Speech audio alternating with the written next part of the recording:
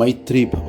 എല്ലാ SLS കുടുംബാംഗങ്ങൾക്കും നല്ലൊരു ദിവസം ആശംസിക്കുകയാണ്. ഒരു റോബോട്ടിന് ചില കൽപ്പിക്കപ്പെട്ട പ്രവൃത്തികൾ തനിയെ ചെയ്യാൻ കഴിയും. കാരണം അതിൽ ഒരു കൃത്രിമ മസ്തിഷ്കം പിടിപ്പിച്ചിരിക്കുന്നു.